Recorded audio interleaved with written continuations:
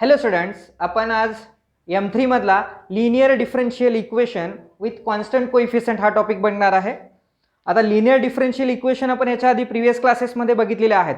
Differential equation कसं असतं आपल्याकडं की त्याच्यामध्ये इन्क्लुडेड काय असतात, इक्वेशनमध्ये डिफरन्शियल कोइफिशियंट असतात आणि ते कसे असतात with respect to differential coefficient कसे असतात with respect to dependent and independent variable हे आपण घेतोय. तर याच्यामध्ये बघा की y is equal to f of x हे एक फंक्शन झालं, तर याच्यामध्ये हा झाला इंडिपेंडंट, सॉरी हा झाला डिपेंडंट आणि हा झाला इंडिपेंडंट. ठीक आहे, आणि हा डिपेंडंट व्हेरिएबल. ठीक आहे, तर ह्यांचा आपण डेरिव्हेटिव्ह घेतोय म्हणजे dy बाय dx करतोय. dy बाय dx डिपेंडंट व्हेरिएबलचं derivative with respect to independent variable. ठीक आहे, हे त्याच्यामध्ये इन्क्लुडेड असणार आहे. फर्दर त्याच्यामध्ये काय असेल की आता इथे डेफिनेशन काय करतोय बघा आपण, a differential equation which contains the differential coefficient, आता जसं म्हटलं, and dependent variable in the first degree. म्हणजे y ऑलवेज आपल्याकडे कसा असेल, फर्स्ट डिग्री वाला असणार आहे. Does not involve the product of, does not involve their product of derivative with respect to another derivative or with the dependent variable in which the coefficients are constant is called a linear differential equation with constant coefficient. Okay, आता याचा standard format बघा कसा लिहितोय आपण. तर लिहिताना आपण a not d raise to n y by dxn plus an1 d raise to n minus y n minus 1 dx raised to n minus 1 plus an2 dn minus 2y divided by dx raised to n minus 2 plus so on an y is equal to, आता याच्यामध्ये second last term काय असेल बघा, n minus 1 dy by dx plus any is equal to f of x. हा जो format आहे हा त्याचा स्टँडर्ड फॉर्मॅट झाला. आता याच्यामध्ये बघा where a not a1 a2 a3 up to an हे काय झाले आपल्याकडं कॉन्स्टंट्स आहेत. हे काय झाले कोइफिशियंट्स आहेत आपल्याकडे ह्याच्यावरती, म्हणजे डिफरन्शियल कोइफिशियंट झाले a नॉट a1 a2 हे कॉन्स्टंट आले. y काय आला आपल्याकडं dependent variable are constants, y is dependent variable and x काय आला आपल्याकडे fx हे फंक्शन आहे. ओके, हा झाला त्याचा फॉर्मॅट. फॉर एक्झाम्पल बघा आपण काय लिहू शकतोय. फॉर एक्झाम्पल एक आपण इक्वेशन घेऊया, a not d cube y by d x cube plus d square y by d x square plus इथं a1 म्हणून इथं a2 घेऊया आपण, d cube y by d x cube, sorry इथं order change केली मी, plus a3y is equal to something, आपण इथं काही पण घेऊ शकतोय. एखादं आपण एक्सप्रेशन घेतलं e रेस टू एक्स, अशा फॉर्मॅटमध्ये आपण लिहिलं. हे झालं इक्वेशन. फॉर एक्झाम्पल हे काय झालं, थर्ड डिग्रीचं इक्वेशन आहे बघा. हायेस्ट ऑर्डर डेरिव्हेटिव्ह किती आपल्याकडे 3 आहे, हे थर्ड डिग्रीवालं इक्वेशन झालं आपल्याला या ठिकाणी. ठीक आहे, आता हे जे इक्वेशन आहे आपण हे इक्वेशन कसं करू शकतोय, कन्वर्ट करतोय डायरेक्टली. आपण डी क्यूब सोबत आपण डील करणार नाहीये, ह्याला काय करतोय ऑपरेटरमध्ये कन्वर्ट करतोय. बघूया आपण. आता बघा हे जे इक्वेशन आहे ह्याच्यावरती आपण डी ऑपरेटर वापरून हे आपण इक्वेशन कसं लिहू शकतोय. तर डी ऑपरेटर कशासाठी लिहितोय बघा, की जर आपल्याकडे dy बाय dx असेल किंवा आपण d बाय dx आपण म्हणतोय, तर ह्याच्यासाठी आपण d घेतोय, d बाय dx, तर याला आपण d म्हणणार आहे फर्स्ट डेरिव्हेटिव्ह. जर आपल्याकडे D square by dx square असं असेल सेकंड डेरिव्हेटिव्ह, त्याच्यासाठी आपण काय घेणार आहे डी स्क्वेअर घेणार. जर D cube by d x cube हे जर असेल थर्ड डेरिव्हेटिव्ह असेल तर ह्याच्यासाठी आपण काय घेणार आहे, डी क्यूब घेणार आहे. आणि कंटिन्युअस असं गेलं तर प्रत्येक विथ रिस्पेक्ट टू त्याच्या ऑर्डरनुसार आपण त्याला काय करणार आहे, राईट करू शकतोय. On continue this we get d raise to N minus one upon d x raise to N minus one. ह्याच्यासाठी d raise to N minus one लिहू शकतोय आपण. Similar d n x raise to n ह्याच्यासाठी आपण D raise to N म्हणू शकतोय. प्रत्येक डेरिव्हेटिव्हसाठी आपण काय करू शकतोय, डी ऑपरेटर इथं अप्लाय करू शकतोय. ठीक आहे. तर आपण हे इक्वेशन कसं लिहिता येईल बघा. आपल्याला रिड्युसिबल फॉर्मॅटमध्ये लिहायचं झालं तर आपल्याला हे equation A not D Y, हा वाय आहे तसं लिहिणार आपण. आता ह्याची ऑर्डर बघा एन आहे, दॅट्स वाय इथं आपण एन घेणार प्लस ए वन काय झालं आपल्याकडे D N minus one Y plus A two D raise to N minus two Y plus A three D raise to N minus three Y plus so on. हे असं continuous लिहिलं आपण.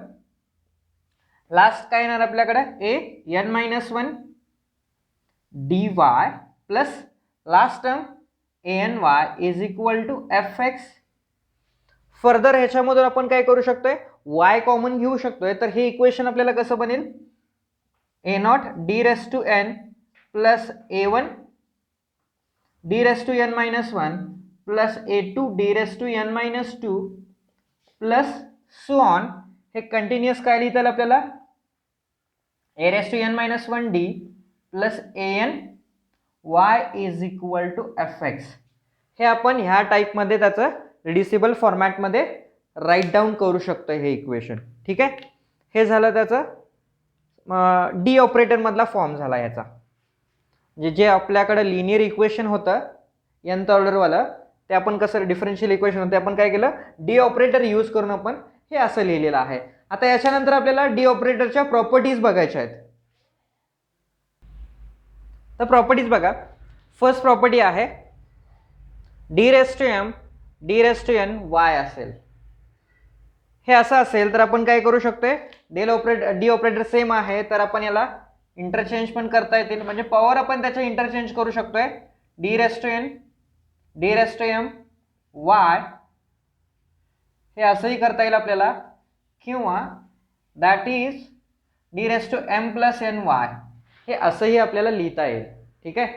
अशा फॉर्मॅटमध्ये लिहू शकतोय.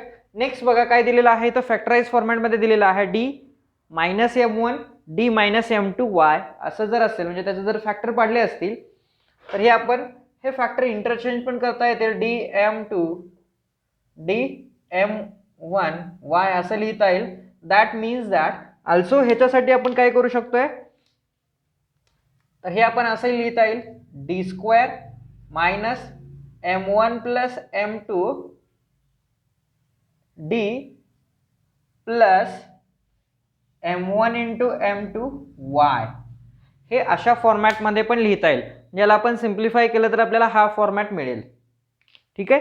त्याच्यानंतर जर आपल्याकडं डी ऑफ ए यू वरती अप्लाय करायचं असेल, ए हा कॉन्स्टंट आहे आणि यू काय आहे, एक डिपेंडंट व्हेरिएबल आहे. ठीक आहे. तर ह्याच्यासाठी आपण काय करू शकतोय, ए इंटू डी यू लिहू शकतोय. ह्याच्यावरती ए कॉन्स्टंट आहे तर तो डेरिव्हेटिव्ह मधून आपण बाहेर घेऊ शकतो आणि ते डी यू अशा फॉर्मॅटमध्ये डेल ऑपरेटर अप्लाय करू शकतोय. ऑल्सो जर आपल्याकडे nth ऑर्डर असेल, nth ऑर्डर डेरिव्हेटिव्ह असेल तर आपण ह्याच्यासाठी पण सेम करू शकतोय, D raise to N to the U हे असं आपण लिहू शकतोय. ठीक आहे.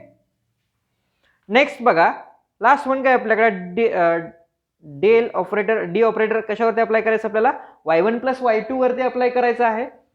तर ह्याच्यावरती अप्लाय केलं तर काय मिळेल, D of y1 plus D of y2 derivative of y1 derivative of y2 हे असं लिहू शकतोय. सिमिलरली बघा जर आपल्याकडे इथं nth ऑर्डर असेल तर आपण हे असंही लिहू शकतो D N y1 plus D N y2. म्हणजे ह्या ठिकाणी आणि ह्या ठिकाणी बघा की ऑर्डर त्याची मॅटर करत नाही, डेरिव्हेटिव्हची ऑर्डर मॅटर करत नाही. डायरेक्टली हा लॉ आपण अप्लाय करू शकतोय.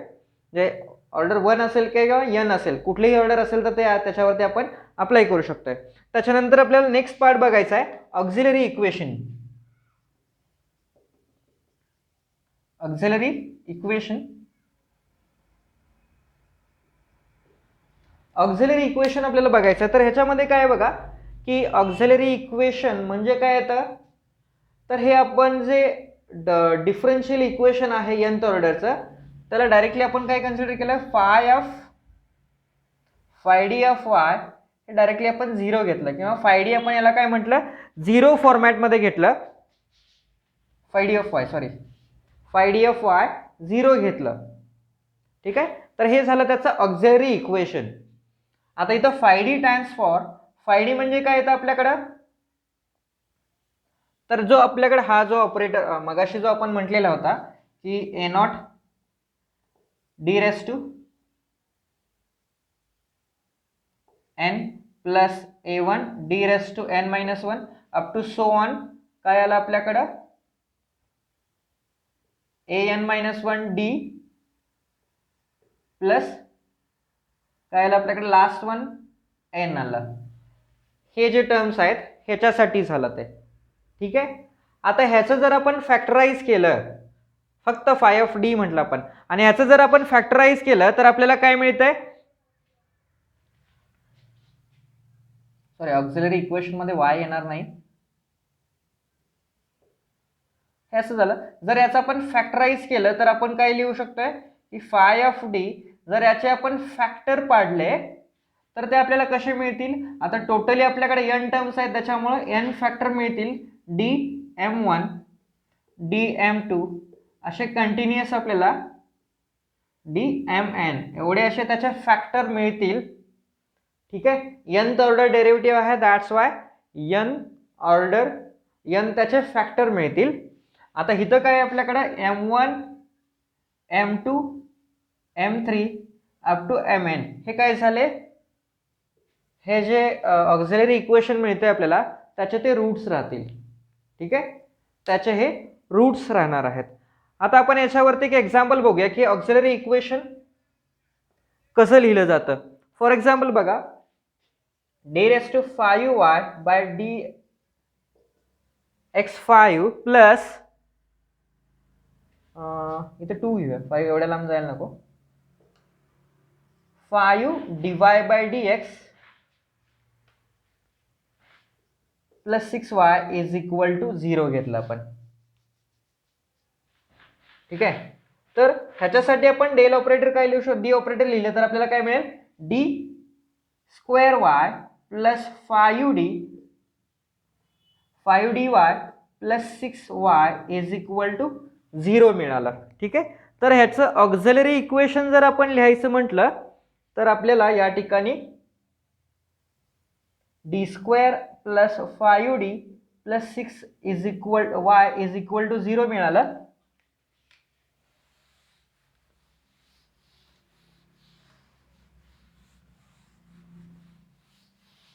तर हे ऑक्झिलरी फॉर्मॅटमध्ये लिहायचं झालं तर आपल्याला काय करता येईल इथं जरासं मायनस घेऊया फॅक्टराइज करायला बरं होईल.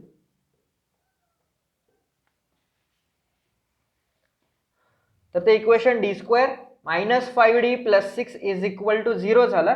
ह्याच्यामध्ये जर आपण याचे फॅक्टर पाडले तर आपल्याला काय मिळतंय D minus 3 D minus 2 is equal to 0 हे आपल्याला असं इक्वेशन मिळेल. हे झालं त्याचं ऑक्झिलरी इक्वेशन. हे काय झालं ऑक्झिलरी इक्वेशन मिळालं हे या फॉर्मॅटमधलं. तर आपण हे कसं लिहू शकतोय मग therefore D minus 3 D minus 2 y is equal to 0 जे आपल्याला इक्वेशन दिलेलं होतं ते आपण ह्या फॉर्मॅटमध्ये असं लिहू शकतोय. ठीक आहे. थँक्यू.